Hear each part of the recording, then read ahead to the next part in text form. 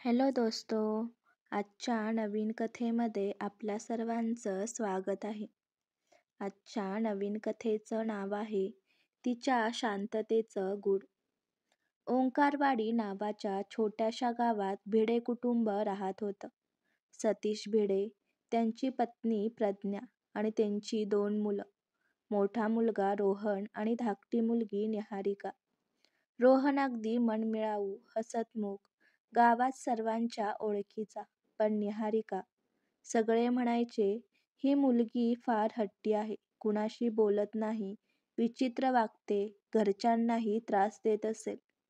खरं सांगायचं तर घरातल्या कुणालाच तिच्याशी नीट पटत नव्हतं. निहारिका लहानपणापासून शांत, अबोल, स्वतःच्या जगात राहणारी. तिच्या शाळेतलं मूल अजीब म्हणायचे. घरात आईबाबांना नेहमी वाटायचं की ती जरा जास्त चिडचिड करते. भाऊ रोहनलाही तिचं वागणं समजायचं नाही. पण निहारिका स्वतःलाही कळत नसे. ती अशी का आहे? कशातही मन लागत नसे. राग पटकन यायचा, पण रडूही अचानक यायचं.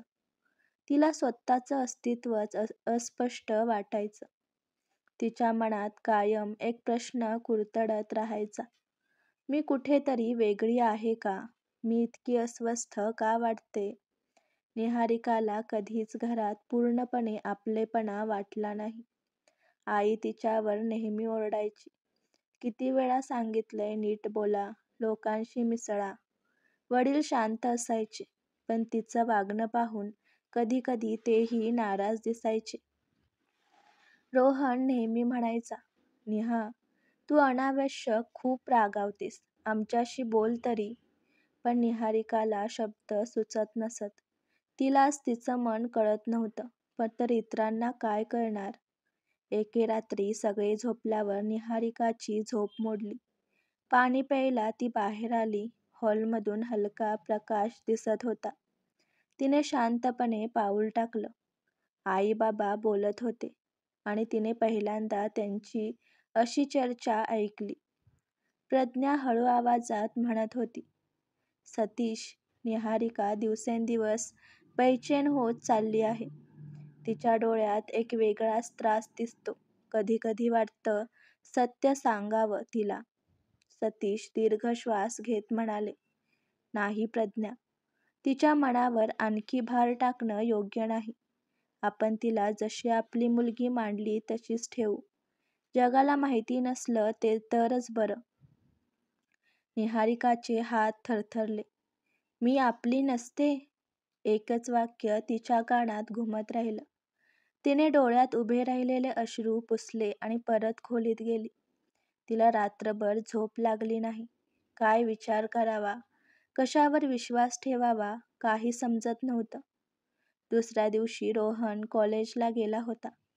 आई बाबा शेतावर कामाला गेले. घरात फक्त निहारिका. तिच्या मनात मागच्या रात्रीचं संभाषण सतत फिरत होतं. तिने ठरवलं, आज मला सत्य शोधलं पाहिजे. जुन्या वस्तू ठेवलेल्या कपाटात तिने शोध सुरू केला. कपाटाच्या तळाशी एक जुना बॉक्स होता. हळूहळू धूळ झटकत तिने तो उघडला. त्यात काही फिकट फोटो, एक लाल रंगाची छोटी फ्रॉक आणि एक फाटलेलं पत्र. फोटोमध्ये आई बाबा होते, पण त्यांच्यासोबत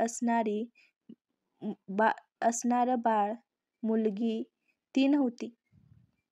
फ्रॉकवर लिहिलेलं होतं, बाळ निहारिकासाठी, पण फोटोतील चेहरा तिच्यासारखा नव्हता. तिने कंपित हातांनी पत्र उघडलं. पत्रावर लिहिलं होतं, सतीश आणि प्रज्ञा, कृपया निहारिकाला सांभाळा.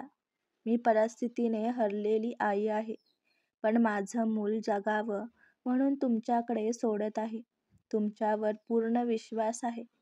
तिला आनंद द्या, तिचं आयुष्य सुंदर करा. कधीतरी खरी गोष्ट सांगायची वेळ येईल, तेव्हा तिचा हात सोडू नका. शेवटी एक फिकट सही आणि एक नाव, अनामिका. निहारिकाला जमिनीने घेरावं असं वाटलं. तिचा श्वास अनियमित झाला. मी दत्तक घेतलेली? माझी आई कोण? का सोडलं तिने मला? तिचे डोळे धुसर झाले. त्या रात्री निहारिका शांतपणे जेवत बसली होती, पण तिच्या चेहऱ्यावर एक वेगळाच भाव होता. आईने विचारलं, काय झालं? काही घडलंय का? ती ओरडली नाही, रडली नाही, फक्त एक विचारणा केली. माझी खरी आई कोण आहे? घरात शांतता पसरली. सतीश आणि प्रज्ञा दोघे थिजून गेले. रोहनही चमकला. प्रज्ञाच्या हातातील चमचा खाली पडला. निहारिका, तू कुठे ऐकलंस हे? वडील पुटपुटले. निहारिकाचा आवाज शांत पण खोल वेदनांनी भरलेला. मी दत्तक आहे का? होय की नाही? आईबाबांना शब्द फुटत नव्हते. शेवटी प्रज्ञा रडू लागली. सतीशने शांतपणे तिच्या शेजारी बसून तिचा हात धरला. हो निहारिका, तू आमच्याकडे दत्तक आलीस, पण आम्ही तुला आमच्या हृदयातली मुलगी मानली. निहारिकाचा श्वास अडखळला. तिला रडावं की रागवावं काहीच सुचत नव्हतं. सतीश पुढं म्हणाले, तुझी आई अनामिका आमच्या गावात शिकायला आली होती. परिस्थिती बिकट होती. तुझ्या जन्मानंतर तिला तुझं पालनपोषण करणं शक्य नव्हतं. तिने खूप संघर्ष केला, पण शेवटी तुला आमच्याकडे सोपवलं. प्रज्ञा रडत म्हणाली, आम्ही तुला सांगायचं ठरवलं होतं, पण योग्य वेळ कधीच आली नाही. रोहन तिच्या जवळ बसत म्हणाला, निहा, तू माझीच बहीण आहेस, हे बदलत नाही. पण निहारिकाच्या मनात वर्षानुवर्ष जमा झालेला रिकामेपणा अचानक फुटून बाहेर आला. ती म्हणाली, मी एवढी विचित्र का वागते याचं उत्तर आज मिळालं. मी इथे असूनही स्वतःला परकी का वाटत असे हे आता कळालं. आणि ती खोलीत पळत गेली. पुढच्या काही दिवसात निहारिका खूप बदलली. ती शांत पण विचारात गुंग. ती कुणावर राग काढत नव्हती, पण रात्री झोपायच्या आधी तिच्या डोळ्यात अश्रू यायचे. पत्रातील प्रत्येक शब्द तिच्या मनात कोरला गेला होता. एके दिवशी तिने स्वतःच्या वहीत एक ओळ लिहिली, आई कोण असली तरी मला माझं अस्तित्व शोधायचं आहे. तिने स्वतःला बदलण्याचा निर्णय घेतला. ती रोहनशी बोलायला लागली, आईच्या कामात मदत करू लागली, वडिलांसोबत शेतात जाऊ लागली. काही दिवसांनी प्रज्ञाने तिच्या खांद्यावर हात ठेवून विचारलं, नेहा, तू आमच्यावर रागावली नाहीस? निहारिकाने शांतपणे उत्तर दिलं, आई, राग नाही, फक्त मला स्वतःला समजून घ्यायला वेळ हवा होता. प्रज्ञा तिला मिठी मारून रडू लागली. काही महिन्यांनी निहारिकाने एक निर्णय घेतला. तिने जुनं पत्र एका सुंदर फ्रेममध्ये बसवलं. पत्राच्या खाली तिने एक नवीन ओळ लिहिली, ज्यांनी मला जन्म दिला आणि ज्यांनी मला जपलं, मी दोघांची आहे. शिवाच्या मंदिरात जाऊन तिने पत्र दोन्ही आईंसाठी प्रार्थनेसारखं अर्पण केलं. घरी परतताना तिच्या चेहऱ्यावर पहिल्यांदाच एक शांत, स्थिर, समाधानाचा भाव होता. ती दारात उभी राहून म्हणाली, आई बाबा, मी तुमचीच मुलगी आहे. मला फक्त माझं सत्य हवं होतं. आता मी पूर्ण आहे. आई बाबा आणि रोहन तिला घट्ट मिठी मारतात. घरात पहिल्यांदा खरी ऊब जाणवते. कधी कधी मनातली बेचैनी हे आपल्याला आपल्याही नजरेतून सुटलेलं सत्य असतं.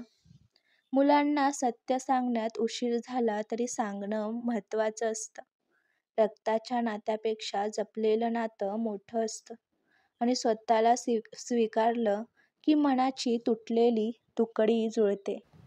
आजची कथा आवडला असल्यास व्हिडिओला लाईक करा, चॅनलला सबस्क्राईब करा आणि कथा कशी वाटली हे कमेंटद्वारे जरूर कळवा.